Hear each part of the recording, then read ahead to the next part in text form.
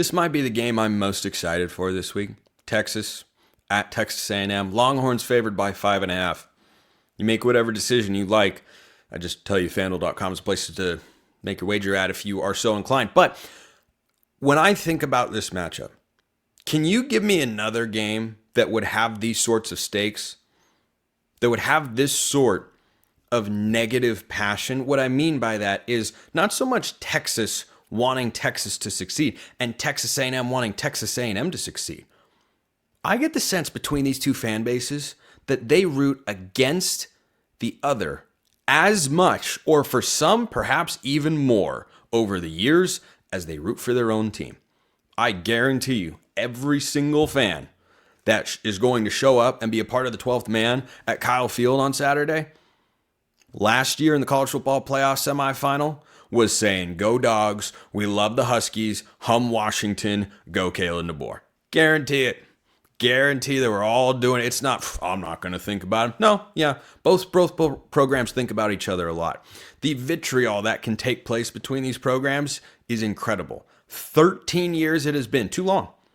Far, far too long since these teams have met on the football field. This is one of the aspects of realignment I am on board with. Texas and Texas A&M playing every year. You didn't have to whittle down the Big 12 to what it is. More on that conference coming up later in today's show, because boy, it's a chaotic nightmare. Isn't the word, because it's a nightmare for some to navigate, but for me, it's just, give me the popcorn. I'm going to sit here and watch all these tiebreaker scenarios perhaps play out, or maybe not, depending on how things go on Saturday. But the Big 12 should never have lost Texas and Oklahoma. They belong in there, and Oklahoma fans might be having buyer's remorse right about now. Maybe not in the future. I mean, they did just beat Alabama, I'm aware. They're still 6-5. They're 2-5 in conference play. Was that ever feasible in the Big 12? No, that's not really how it went. But that's not the point that I'm trying to make here. The point I'm trying to make is that just because I don't like something, such as the 12-team playoff or realignment, and I disagree with them as to how they're going to influence college football, doesn't mean there can't be positive elements to it.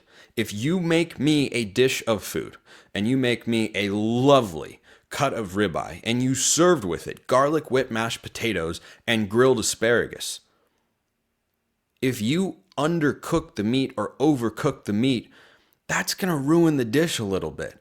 That doesn't mean I'm not going to eat all of the mashed potatoes and asparagus if they're cooked and seasoned properly. I'm still going to enjoy them. So Texas and Texas A&M might be my favorite aspect of realignment. These teams should play every single year because this can become a truly great rivalry, and it's all going to be on display this week. So Texas A&M picks up its third loss in a 4-overtime thriller at Jordan-Hare. And as Nick Saban said on College Game Day, that place is just cursed. There's just something about it. Well, Texas A&M learned, as if they didn't already know, what it was all about. And what it's about is we're going to win a football game whether you think we should or not. Well, I had a last-second flip on this pick, and Texas A&M ends up losing the game. And I picked Auburn to win, and Auburn goes out and wins. You can look at this one of two ways. If you are in the SEC homerism camp, of which I do not subscribe myself, some people can lobby said accusation, but I don't know where that comes from, quite frankly. If you're in the SEC homerism camp, look at the depth of the SEC. Or if you're in the more reasonable camp, this is the one that I am in, it's, hey, the SEC has a bunch of good teams, but they don't have a lot of great teams. There's just a lot of good. It's okay. I'm not telling you the SEC is a bad conference. I'm telling you that Auburn beating Texas A&M is a reflection that Texas A&M was never great, rather than, well, Auburn was just good. No, I've watched Auburn play a lot of football this year. They're not good. They're not a good football team. They can be a good program under Hugh Freeze, but they are not a good football team in the year 2024. So Texas A&M loses that game, but still, because one of their losses is to Notre Dame week 1 at home, who looked really good again. They won and covered against Army. I suspected they would.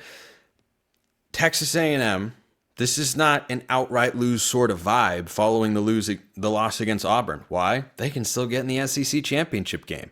All they have to do is beat Texas, And the stakes in this game are what are going to help elevate this rivalry and just catapult it into the future. Because the stakes here are huge.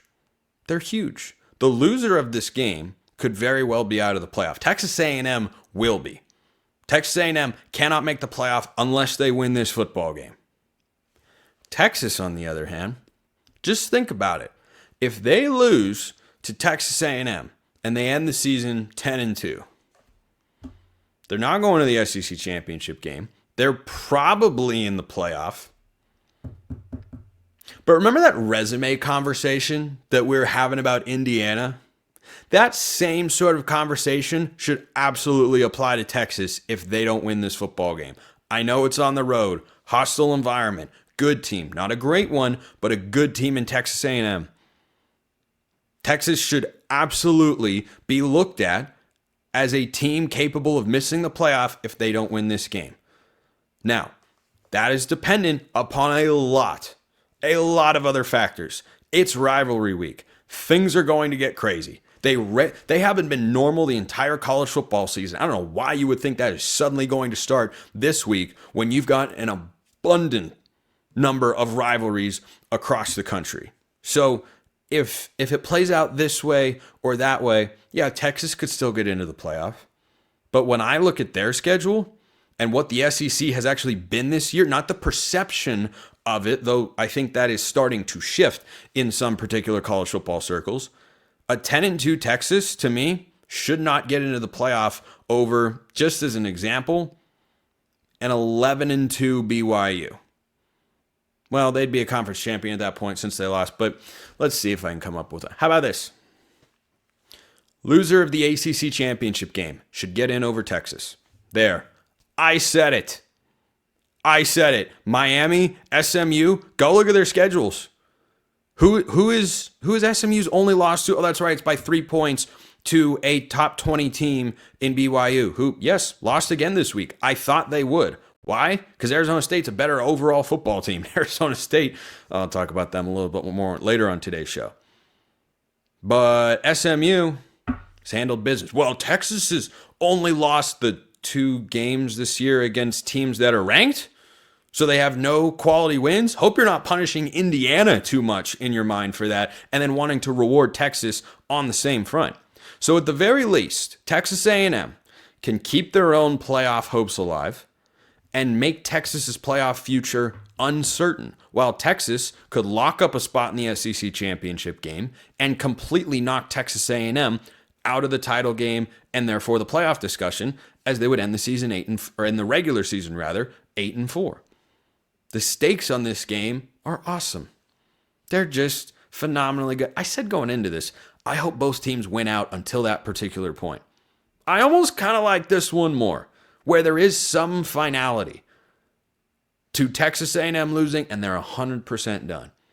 Texas is a 5.5-point road favorite. You make of that whatever you like. I believe it opened at Texas minus 7.5. Vegas trying to tell you they think the Longhorns are a better team. Quinn Ewers reportedly had an MRI on his ankle. He's expected to be okay. What if he goes down in this game? Can you imagine this rivalry being renewed with Arch Manning running the show for the Longhorns? That's a television spectacle that every network and programming director across the country that controls a lot of college football, whether you like it or not, they're salivating over that notion. I'm not saying they're rooting for Quinn Ewers to get hurt. I'm just saying if he does go down, they're going to get excited and they get to talk about Arch Manning. And the opportunity at that point for Arch to catapult himself into the national conversation going into 2025 would be some pretty sweet optics. It would be something to behold. So this game is going to have all the makings of a rivalry renewed that gets launched into a matchup people will demand to see every single year, that they should want to see every single year. And with playoff implications going both way on the line, I don't know how much more fun it could be. Can't wait.